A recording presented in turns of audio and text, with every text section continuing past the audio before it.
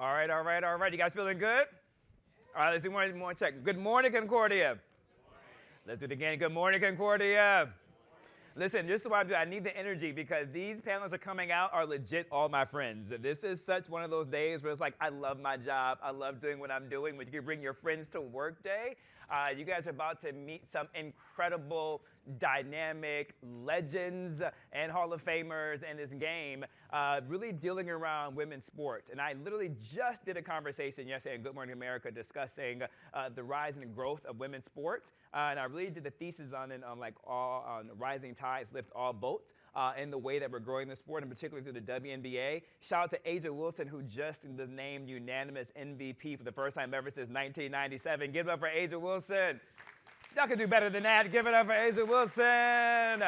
All right, awesome. So enough of me because these next panelists are smart, brilliant, dynamic, and going to be so engaging. The next session is going to be Driving Change, Investing in Women's Sports for Equity and Representation, where we will hear amazing women discuss transformative power of investment in women's sports. Please welcome to the stage, and everybody give them a big round of applause, Jocelyn Moore and the esteemed panel.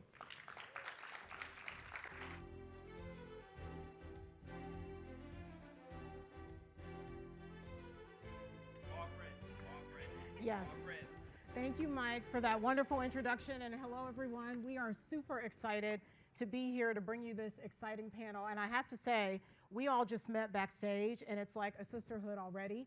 And no, Alexys and I did not plan our attire, but you can see we definitely think alike. So we have a stellar lineup talking about one of the hottest topics today, which is investing in women's sports. And so our panelists need no introduction, but I'm going to take a few minutes just to tell you a little bit about each of them. So start with WNBA Hall of Famer Ticha, who needs no introduction. She is amazing. And I'm going to call everyone by their first name because we're all friends now, and so we don't have to be so formal. And our panel is going to be a lot of fun, so just wait for it. Next, we have Christine. Also needs no introduction. Ticha, former COO of the LA Sparks. We're going to get into Christine's background a little bit more. And sorry, I said Ticha. I'm going to say Christine. We're tight like that. It's fine. Right. We are tight like that. Next, we have Diane. Diane is an international expert on finance, sports, and innovation. We're going to learn a little bit more about what Diane is doing now. She's just transitioned to an advisor at Mitchell & Ness, so we're super excited that Diane is able to join us. Last but certainly not least, we have my friend Alexys and my fashion, model here who is dressed just like I am today, and I'm super excited about that. Alexys she's the founder and CEO of Kinship Advisors. It's a social impact firm that is focused on working with athletes. So welcome to all of you. So we're going to set the stage a little bit just to ground our conversation. So a few things have happened in the last 9 months of sports that have really grabbed a lot of headlines, and I'm going to read all of these because it's super important that it ground our conversation. Deloitte is forecasting that in 2024, for the first time ever, women's elite sports will generate revenue that surpasses $1 billion, billion with a B, a 300% increase on the industry's evaluation in 2021. Second, the 2024-25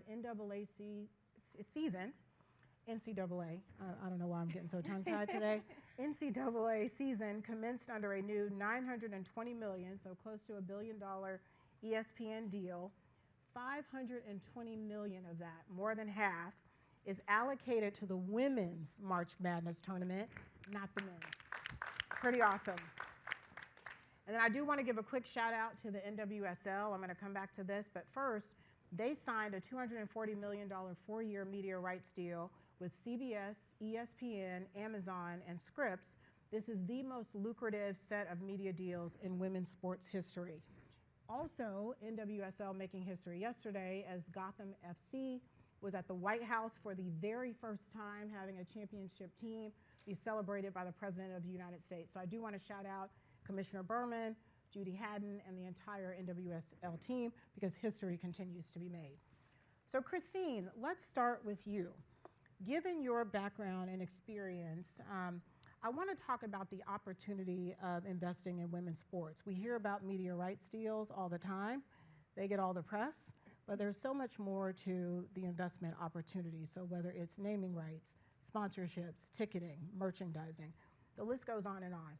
And while you were president and CEO of the LA Sparks, there were several things that you achieved, and I'm going to highlight these. You increased ticket sales by over 60%.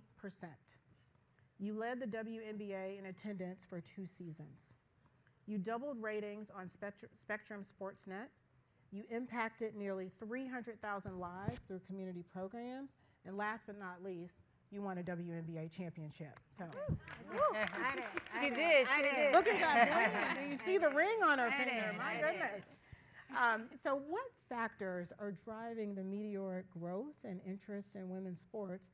And as investors, both brands and individuals, are thinking about the opportunities, how should they evaluate those opportunities over the short and the long term? Thank you, and thank you for having me. I'm so glad you guys are here. It is such a fantastic time for women's sports, and the W has been here. The W has been putting in this work to set the precedent for all of these teams and sports to come along. When we look at the ecosystem of sports all the way around, yes, you have media rights, you have naming rights, you have all of these. What you're finding is the more you invest, actually, the bigger the profitability. So if we look at the Seattle Storm and we look at the Las Vegas Aces, they were the first to have their own practice facilities for the athletes, right? So when you invest in the athletes is when you actually see more of the success. But think about the content, right? Think about all of oftentimes the team itself is a vanity play, right? Especially when I was there. Now it's a little bit more lucrative, but it by all means was a vanity play. So we would look at half of our activations, actually more than half, were outside of the arena. It was the impact we were making on the community. So you often saw that triple bottom line for our brand partners as well. And what we often found, and if you know, then a lot of the ownership group that owns the Sparks also own the Dodgers. So we were constantly in a little friendly competition when it came to like brand partnerships and stuff, but we actually were able to convert a lot of their brand partners over to the Sparks because we had a higher conversion factor because we were more authentic in our approach. So as you look at the way that things are being invested in, you also have to look at the quality of the product. The other part of it now is that we have lead investors, right? So the W raised $75 million. We often know that investors don't want to be the first ones up. So now that you know that there's a lead investor, now that teams are being valued at somewhere around $115 million per team, you see that the value is there, but you have to take advantage of the ancillary businesses that come with the team itself. What are you doing in NIL? What are you doing in esports? How are you leveraging gaming and betting? I remember one time we interacted with a gentleman before a playoff game in Vegas, and he was like, I love the W. We were like, oh, you like the game? He was like, nah. He's like, it's predictable. He was like, I can bet on it in a predictable way. So then it became a whole new stream of revenue, a whole new ecosystem in which you can look at how you build the value of a team. So I think that the meteoric rise has to do with those aspects of it, but I also believe in the disruption. I'm a firm believer in disruption, and we're seeing the biggest disruptors come to play. And these leaders of tomorrow are really being unapologetic, one of my favorite words, about how they show up in the world. And that in itself makes waves and thus gets a lot of eyeballs on the sport as well. But they're unapologetically themselves. And I think that's what's critical to this investment. Making sure that brands show up and represent that same nature will be critical to the continuance of the meteoric rise that we're seeing. Wonderful. And Christine, I have to say, I love that you mentioned betting and gaming as a proud member of the board of DraftKings. So that is another key component to driving revenue and interest in the women's game. Another point that you made, and Ticha, I'm going to turn to you. You mentioned facilities and the LA Sparks having their own facilities. Not the Sparks, the Storm, and the Aces. My bad. Hopefully the Sparks. Sparks not yet. Storm and the Aces. Thank you. I hope they eventually do. Here to that. Mark Wall. Yes. So we know that there's a huge gender gap in pay, sponsorship, and facilities. And I'm going to read a couple of statistics. On average, male athletes earn 21 times more than female athletes, 21 times. In the NBA, the average salary is $8.2 million per year, while the average salary for a WNBA athlete in 2022 was just over $102,000. 8.2 million, 102,000. That's a huge disparity. In the 2023 World Cup, women earned 25 cents to the dollar of what men earned. And then one video that sticks in my mind, University of Oregon player Sedona Prince, the viral video about the NCAA tournament and the locker room facilities and the training facilities that women had versus men. So Ticha, as an athlete, as a sports agent, how are you advising, all of the stakeholders to think about leveraging women's sports and the interest in women's sports for greater equity and inclusion? Yeah, first of all, good morning. It's a pleasure to be here. And in regards to your question, I honestly, as a player and as an agent, I try not to compare the NBA to the WNBA. It's like apples and oranges. You get mad, with those numbers when you hear them out loud. And it's also not a fair comparison. The NBA has been around for over 75 years. The WNBA now is 27 years. So what I compare is the WNBA to the WNBA. And there is progress, but a very slow pace. 2024, the average salary is $116,000, which is still very low. But the players have the chance to opt out of the CBA, which will be next summer, after next year, which I am sure they will. And now we have receipts. I mean, we have attendance. It's so many sold-out games. Games are being moved into bigger arenas to accommodate, larger crowds. The WNBA is looking to sign a new TV deal for $2.2 billion. That creates so much, revenue, and also the viewership, 170% more than last year, just on ESPN alone. So we have receipts now. There's going to be 3 new teams coming into the WNBA, one starting next summer with the Golden State Valkyries, and then Toronto and Portland will be added in 2026. And, corporate sponsors, people want to invest in women's sports. Obviously, we're talking about the WNBA because it's profitable now. It's not a charity case. It's not a tax write-off. But now we already knew this, but we have been doing this for a while. But I think now people are paying attention and they realize that, these women can play. They put on a good show. It's competitive. It's fun to watch. I can take my kids. My little girls now can aspire to be like Asia Wilson and Breanna Stewart, not just like I did when I grew up as Magic Johnson or Michael Jordan. I didn't have any women role models to grow up. So it's a wonderful time to be a little girl. It's a wonderful time to be a woman that plays sports. And I feel like now, we have charters for the first time. In 27 years, this is the first season that we have charter planes and teams can actually not fly with everybody else, and being bothered by autograph when you played last night and you have to play again today and somebody's asking you for autograph. So there's a lot of changes that have been made and are continuing to happen. And I'm super excited for the future of women's sports and obviously the WNBA. So I think the future is in great hands and I'm excited for it. Yeah. Well, Ticha, I want to say you're my role model. And I want a shout out for all the panelists because we're not going to do them justice here in terms of their background and everything that they've accomplished. Please follow them on social media. But one thing I do want to say about Ticha, when you're following Caitlin Clark, the records that stand right now are mostly hers. So Google Ticha, she is pretty amazing. Thank you. So one other question for you, and then Diane, I'm going to kick it over to you. Ticha, do you feel like, well, let me back up. Name, image, and likeness. Do you feel like there's an opportunity in the NIL space to really improve the equity in women's sports? Yeah, 100%. One thing that I love about NIL, but also don't like it, I don't want to say hate it, but it's not for everybody. Yeah. It's only for a certain few. I mean, there's people in college now, Paige Beckers, Juju Watkins probably have made more money in their short college career than I've made in my professional career, which is great and continues to advance women and continue to invest in women. But everybody thinks, and their parents think that their kids, especially the women, are going to get rich and be millionaires, and it's not completely correct, but I feel like it's a great opportunity to continue to evolve, to have these players also not just making money, but to grow to become women way sooner, because now they have to pay taxes, they have to invest their money, so there's so much more beyond just making that money. So I do like NIL, and I think is an amazing opportunity to continue to advance women in sports. Fantastic, thank you. Diane, I'm going to bring you into the conversation, our international expert. When I think about men's sports, there are brands that you could call out that are ubiquitous everywhere in men's sports. The same isn't true for women's sports. I think one of the outliers is Ally Financial, which has really tied itself. The destiny of women's sports is tied to the destiny of Ally Financial. As you think about brands authentically driving fan engagement and increasing content, how can they also use technology to drive greater equity and inclusion of women and girls? Yeah, I would say probably the best way is really through storytelling.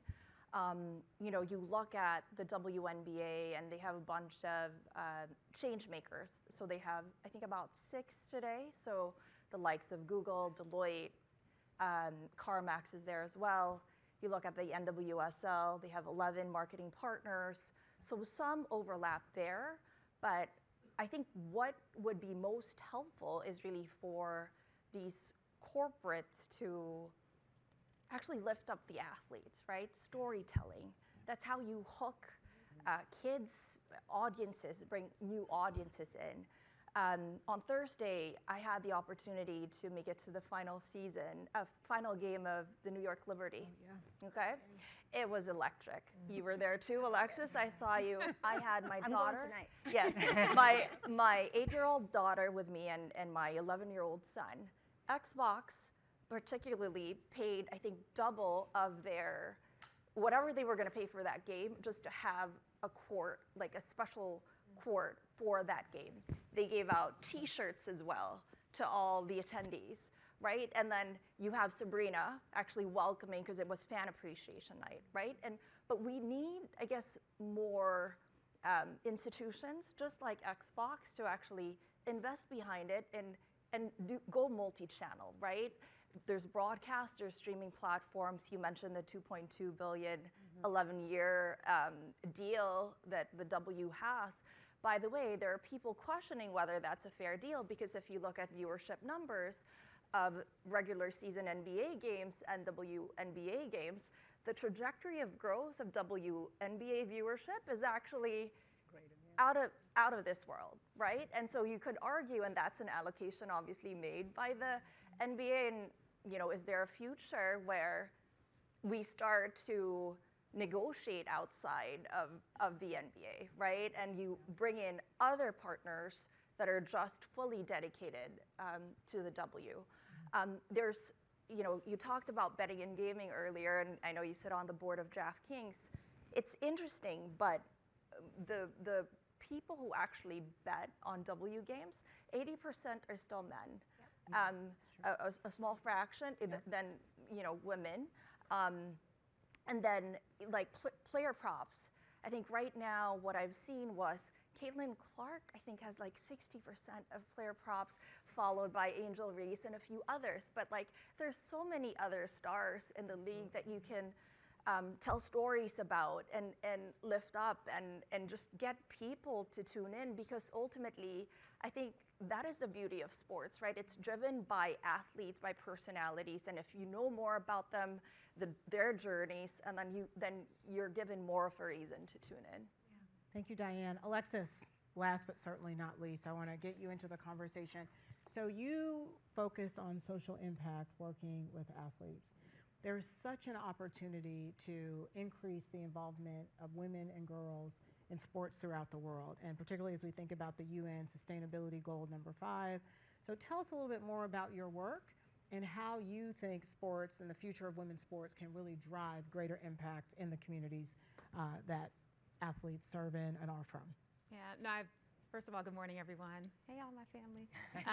I will say, I appreciate the reference to the sustainability impact goal, right? So for those of you who don't know, goal number 5 is to create equity for women and girls throughout the world, right? And so the idea was that there would be equity by 2020 or by 2030, and we're now 140 years off from that. Yeah. So I'll take a step back. You mentioned that I'm a community person. I've worked in community a very long time, ran President Obama's athlete and celebrity strategy, bringing in the community to help bring out voters, spent 6.5 years at the NBA, and now I run a firm that stands up organizations like the JLH Social Impact Fund, where we deploy millions and millions of dollars into communities.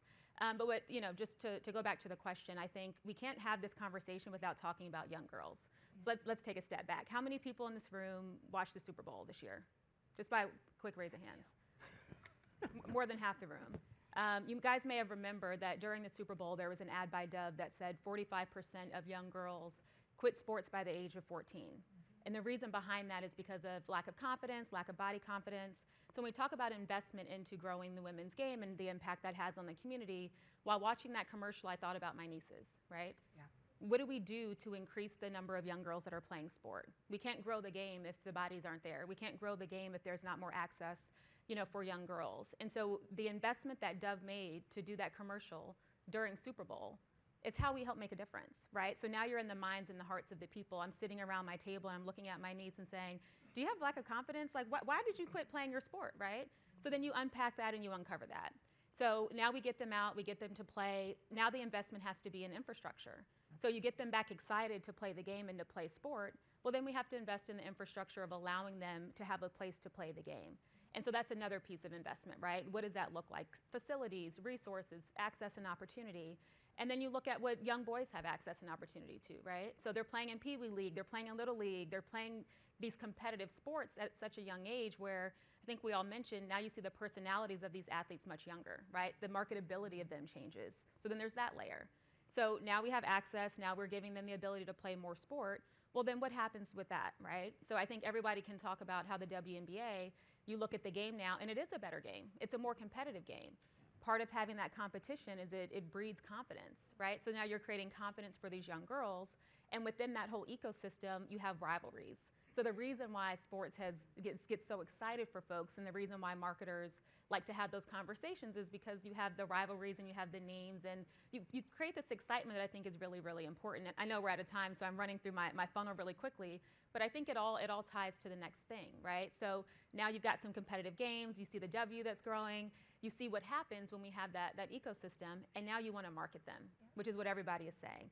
So now you market them, and then you have the opportunity for them to grow as brands. And so I'll just reference, really quickly, some of my clients, Dawn Staley, Asia Wilson, Nafisa Collier, I executive produced their podcast. So Dawn Staley is obviously a multi-Hall of Famer, but she wanted me to come in and help her create her storytelling so that she's interviewing people like Bill Clinton on her podcast, right? So that the conversation she's having is about equity, equality, advocacy. And people are like, well, why do you want to interview Bill Clinton? Well, we want to have the conversations with people like him, with people like the only female ADs that are in sports to create visibility and to create more advocacy. So then we do that, right? Now you've got storytelling in a way where you have mentors and role models that other young girls want to look up to.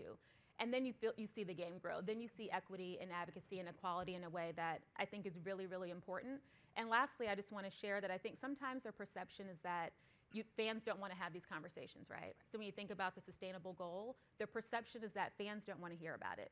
I have another client, I'm an advisor for the Robert Wood Johnson Foundation, the #1 philanthropic organization in the country around health equity. The work that I'm leading is specifically around storytelling and how we can use sport and storytelling to change the way that we view equity in America.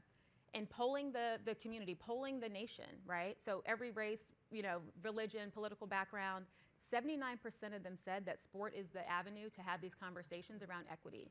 Absolutely. 66% of them think that the athlete is the voice that should be having that conversation. So if you're a brand or if you're an organization and you think that this is going to hurt my company, people from across all backgrounds are saying that this is the place to have the conversation. So again, I know we're out of time, but I can go on and on and on, but there's something there that's really important. Phenomenal statistics. I'm going to again implore the audience to please follow all of our fabulous panelists on social media. We do have one wrap-up video that's going to play momentarily, but I think I would sum up by saying, and you referenced Dawn Staley, everyone watches women's sports. That's how we're going to sum up this panel. Thank you all for joining us. Please cue the video. Thank you to all of our fabulous panelists. Thank you, thank you. One day, we won't need this day. We won't need a day to celebrate how far we've come. We won't need a day to prove we're just as fast or strong or skilled. We won't need a day to relive the comebacks, the firsts, or the titles we've won. We won't need a day to rally behind the ones fighting to change the rules. One day, we won't need this day at all, because one day, this day, will be our everyday.